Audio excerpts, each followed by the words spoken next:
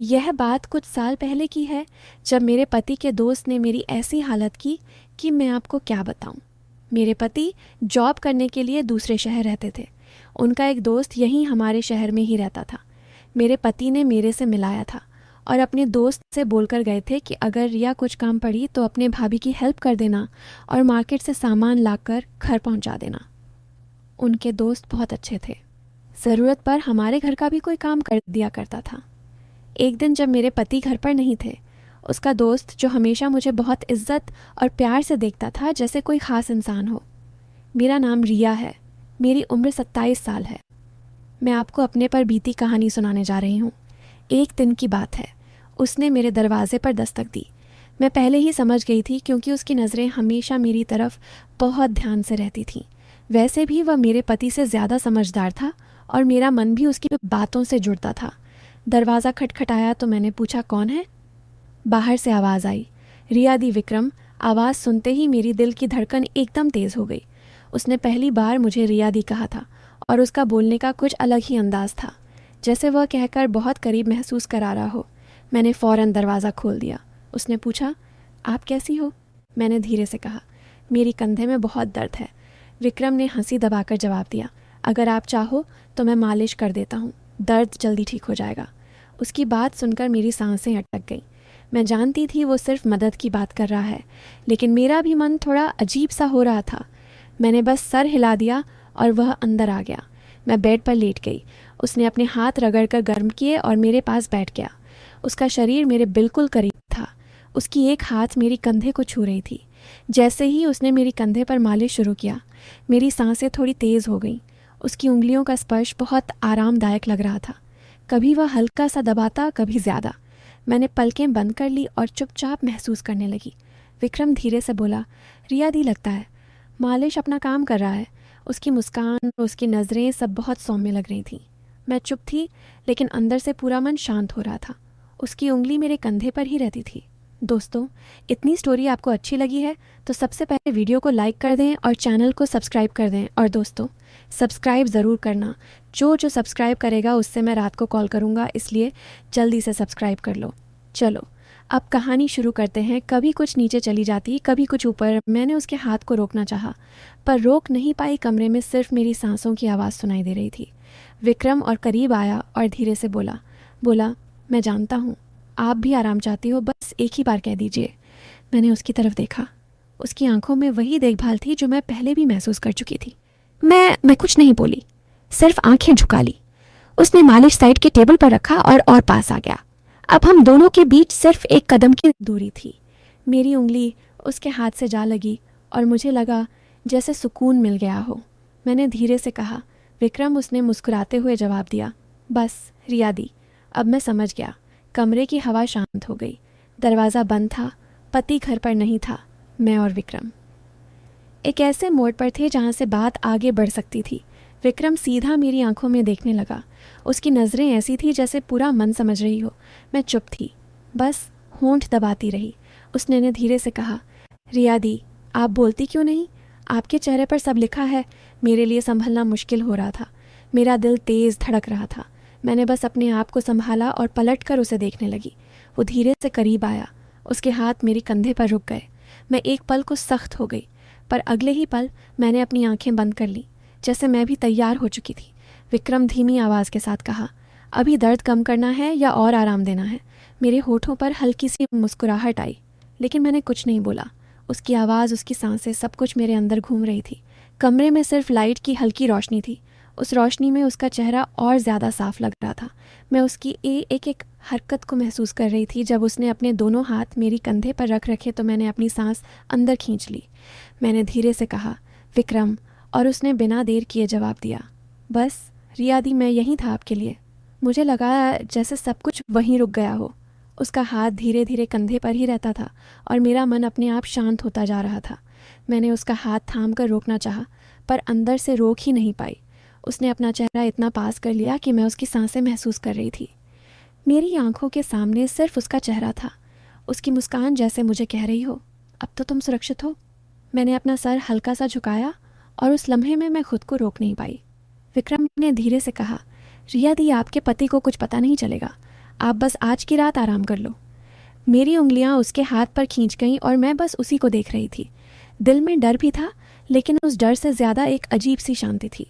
वक्त रुकता जा रहा था, दरवाज़ा बंद था, घर खामोश था और मैं और विक्रम एक लकीर के दोनों तरफ थे। उस लकीर को पार करने से पहले सोचना था। मैंने हंसी बवाकर बस इतना कहा, तुम रुकने वाले तो हो नहीं और मैं रुक जाने वाली नहीं। उसने सीधा जवाब दिया, फिर देर कैसी रिया दी। और जैसे ही उसने मुझे अपनी तरफ खींचना शुरू किया, मेरा सारा काबू टूट गया। विक्रम ने मुझे अपनी तरफ खींच लिया। एक पल को लगा जैसे पूरा कमरा शांत हो गया हो। उसका सीना मेरे करीब था, उसकी सांस मेरी कंधे को छू रही थी। मेरा दिल इतना तेज़ हो रहा था कि मुझे खुद सुनाई दे रहा था। मैंने उससे दूर जाने की कोशिश की, लेकिन उसने मेरी कलाई थाम ली। हल्की सी मुस्कान के साथ बोला, अब तो आप मुझे रोक भी नहीं सकती। रिया दी मेरी आंखें नीचे थीं, पर होठों पर एक हल्की सी मुस्कान अपने आप आ गई। मैं खुद भी तो यही चाहती थी, बस कुछ बोलने की हिम्मत नहीं थी।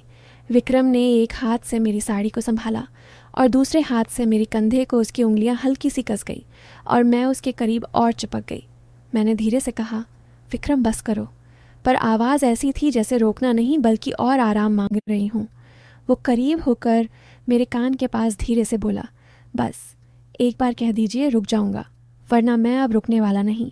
मेरी सांसें और तेज़ हो गईं। मैंने अपनी होठोरी को दबा लिया, लेकिन आंखों में सब लिखा हुआ था। कमरे में सिर्फ लैंप चल रहा था। उसकी रोशनी में उसके चेहरे की हर लकीर और तेज़ लग रही थी। उसकी नज़रें मेरी आंखों से जाकर होठों पर रुक गईं। मैंने पलटकर उसकी तरफ देखा और बस इतना कहा, तुम्हें समझने के लिए मुझे कहना नहीं पड़ता। यह सुनकर विक्रम ने एक गहरी सांस ली और मुझे और पास खींच लिया। अब हमारे बीच कुछ इंच का भी फासला नहीं था। उसके हाथ मेरी कंधे से कुछ ऊपर आ गए और मैंने पलकें बंद कर लीं। उस पल मुझे लगा जैसे सब कुछ रुक गया है। दरवाज़ा बंद, घर खामोश और हम दोनों अकेले। पति घर पर नहीं था और मैं अपने पति के दोस्त की देखभाल में थी। विक्रम ने बोला, रिया दी आज के बाद सब कुछ बदल जाएगा। मैंने आंखें बंद रखकर सिर्फ एक हल्की सी आवाज़ निकाली, जो होना है सब हो जाने दो। और अगले ही पल विक्रम ने एक कदम आगे लिया, जहाँ से लौटना मुश्किल था। विक्रम का चेहरा मेरे बिल्कुल पास था। उसकी नज़रें मेरी आंखों से होठों तक बार बार जा रही थी। मैंने अपने होंठ दबा लिए और उसकी देखभाल मुझे साफ नज़र आ रही थी। मैंने हल्की सी आवाज़ में कहा, विक्रम अगर कोई आ गया तो उसने हंसी दबाकर जवाब दिया, दरवाज़ा बंद है और घर में और कोई नहीं, अब सिर्फ मैं और आप हूँ। उसकी आवाज़ इतनी मधुर थी कि मेरे पैर अपने आप नरम हो गए। मेरा दिल कह रहा था रुक जाओ, पर मन कह रहा था रुकना मत। विक्रम ने एक हाथ से मेरी कंधे को और कस लिया और दूसरे हाथ से मेरी साड़ी को साइड कर दिया। उसकी उंगलियां मेरी कंधे के पास से फिसलती हुई नीचे आईं। मेरी सांसें फिर से तेज़ हो गईं। मैं उसकी तरफ पलट कर बोली, तुम्हें समझ नहीं आ रहा, मैं रोक नहीं पाऊंगी अपने आप को। विक्रम और करीब आया और हल्की आवाज़ में बोला, इसीलिए तो आया हूँ, आपको रोकने नहीं, आराम देने। उस पल मेरी आंखें उसके चेहरे पर अटक गईं। उसका अंदाज, उसका आवाज़, सब कुछ मुझे उसकी ओर खींच रहा था। मैंने अपना हाथ उसके सीने पर रखा जैसे दूर करने के लिए, पर वो दूर नहीं हुआ बल्कि और पास आ गया। उसने मेरी कलाई पकड़ ली और अपनी तरफ खींच लिया। अब हमारे बीच बिल्कुल भी फासला नहीं था। उसकी सांसें मेरी कंधे को छू रही थीं। मैंने आंखें बंद करके अपना सर उसके कंधे पर रख दिया। उसने धीरे से कहा, रिया अब बस आप मेरी हो। मेरी उंगली उसके हाथ के ऊपर जा रही थी। मैं कुछ नहीं कह पाई, सिर्फ उसके करीब होती चली गई। कमरे में सिर्फ एक छोटी सी रोशनी थी और उसमें हम दोनों की सांसें शांत हो रही थीं।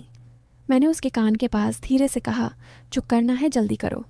विक्रम ने बस इतना कहा, फिर अब कोई रुकावट नहीं और उस लम्हे से सब कुछ काबू से बाहर हो गया। उस रात के उस पल में लग रहा था जैसे वक्त रुक सा गया हो। विक्रम का हाथ मेरी कंधे से फिसल कर मेरी पीठ तक आ गया। उसकी उंगलियों का वह हल्का सा स्पर्श भी मेरी सांसों को शांत कर रहा था।